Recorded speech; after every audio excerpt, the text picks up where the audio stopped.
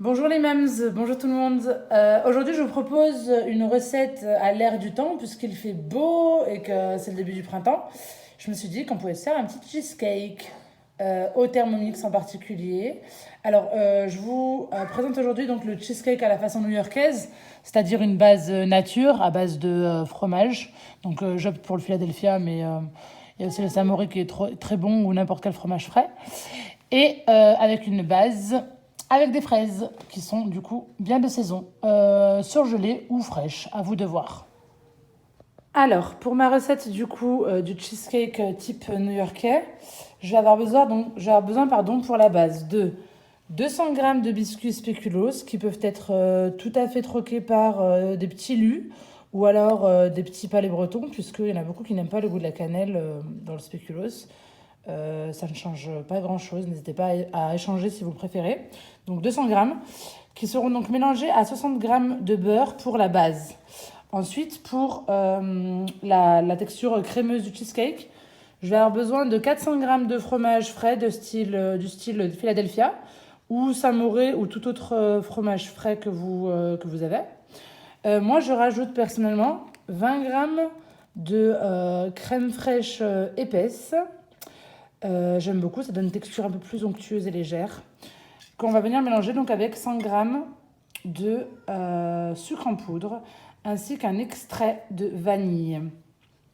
Et pour la base, du coup, pardon, pas la base, la couche supérieure, donc le coulis, j'aurai besoin donc de 250 grammes de fraises que vous pouvez donc soit avoir fraîches, soit surgelées selon la saison, que l'on viendra mélanger plus tard à 50 grammes de sucre avec 2 feuilles de gélatine ainsi que de 100 grammes d'eau. A tout de suite pour la recette. Alors, pour commencer ma recette, je viens tout d'abord préchauffer mon four. Hop, tout niveau à 200 degrés. Et pendant ce temps, je vais venir mettre mon beurre, du coup, pour le faire fondre. Allez hop. Donc, mes 60 grammes de beurre, découpé en morceaux, que je vais venir mettre donc 4 minutes. 4 minutes. Température 100 degrés. Hop. Mijotage. Alors ensuite du coup, une fois que mon beurre a bien fondu, comme vous le voyez ici, je vais venir ajouter mes spéculoos ou n'importe quel autre biscuit, comme je le disais en début de vidéo. Donc, je répète, 200 grammes de biscuits secs. Je remets le couvercle et le gobelet. Et là, je vais venir mixer pendant 20 secondes, vitesse 4. Et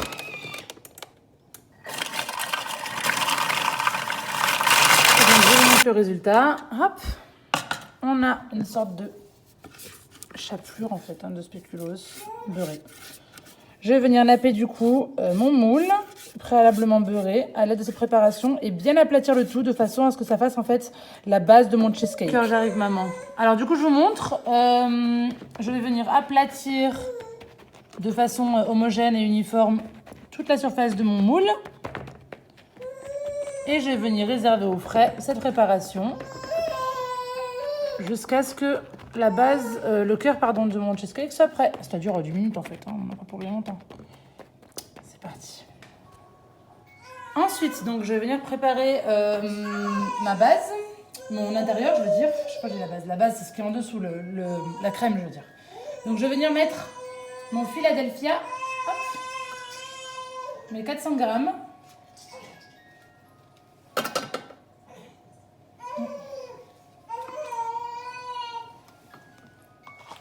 Qui se décolle difficilement. Hop là.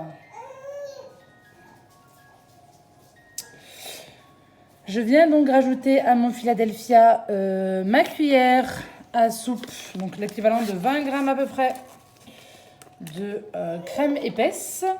Alors, balance, je mets 20 grammes. Hop. Ensuite, je rajoute à cette préparation 50 grammes de sucre.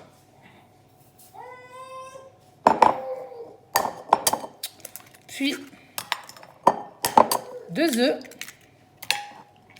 Hop. Et enfin, un trait d'extrait de vanille pour le petit goût d'adieu. Donc, hop là, pour le goût légèrement vanillé. Et donc, je vais venir programmer tout ceci. Donc, je remets mon couvercle et mon gobelet. Et je vais venir programmer, hop, 10 secondes. Hop là, vitesse 5.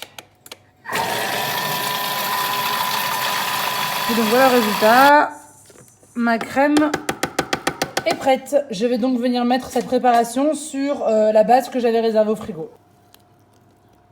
Donc, une fois la crème du cheesecake répartie uniformément sur ma base, je vais venir enfourner 25 minutes à 200 degrés. Et tandis que mon cheesecake cuit tranquillement au four, je viens faire donc le coulis de fraises qui va venir en top du cheesecake new-yorkais. Donc, afin de créer ma gelée de fraises sur le dessus, il me faut d'abord un coulis à base de fraises. Donc, je vais venir mettre mes fraises, donc 250 g de fraises, ainsi que mon sucre, donc 50 g de sucre, non pardon, 100 g de sucre, autant pour moi, je confonds avec la recette de la base du cheesecake tout à l'heure. Hop. Je vais venir mixer le tout 5 secondes, vitesse 5.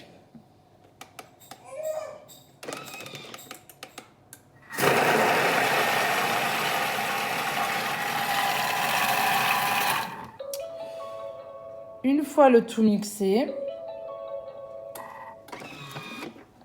comme vous pouvez le voir, je vais venir cuire ce coulis en fait à 100 degrés pendant 10 minutes, vitesse 2. Avant ça, je vais bien tout repousser vers le bas, de façon à ce que tout cuise correctement. Hop. Voilà.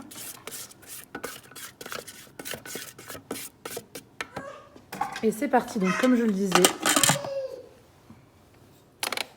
10 minutes à 100 degrés, donc porte à ébullition en fait, vitesse 2.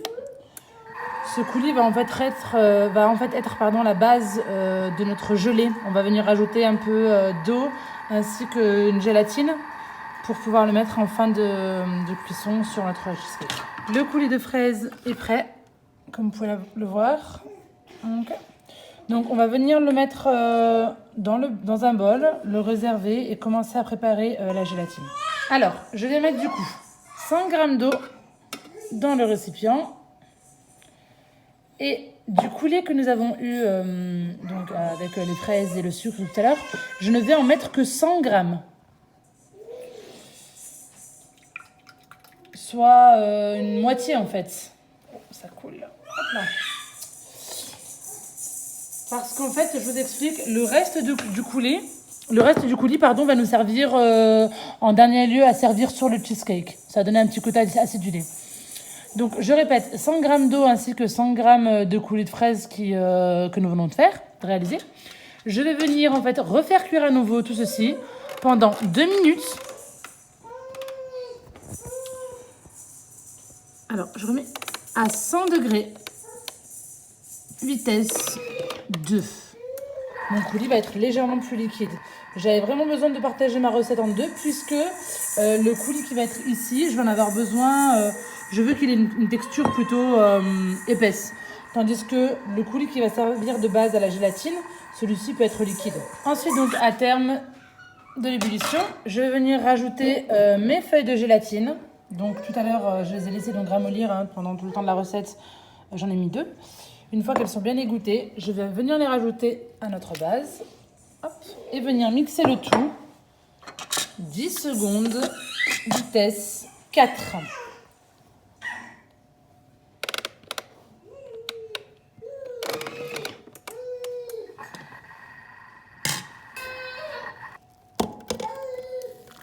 Vous voyez que c'est bien plus liquide que le coulis de tout à l'heure. On va laisser tiédir. De toute façon, il faut que le cheesecake ait fini de cuire au four. On va laisser tiédir et venir donc recouvrir notre cheesecake de cette base qui devrait être encore liquide. Puis tout mettre au frigo pendant bien une nuit Alors, ceux qui le font le matin pour le soir, c'est tout à fait possible. Hein. Mais il est préférable de le faire le soir, la veille pour le lendemain. Et donc, en fin de recette, on viendra servir notre cheesecake avec un peu plus du coulis épais. Et mon bébé, il fait la fête, il a besoin de moi, donc je vous laisse. Je vous montre les résultats dans quelques secondes. Au bout de 30 minutes, mon cheesecake a bien pris. Vous pouvez planter un petit couteau pour voir, il faut bien que la pointe soit sèche. Hein.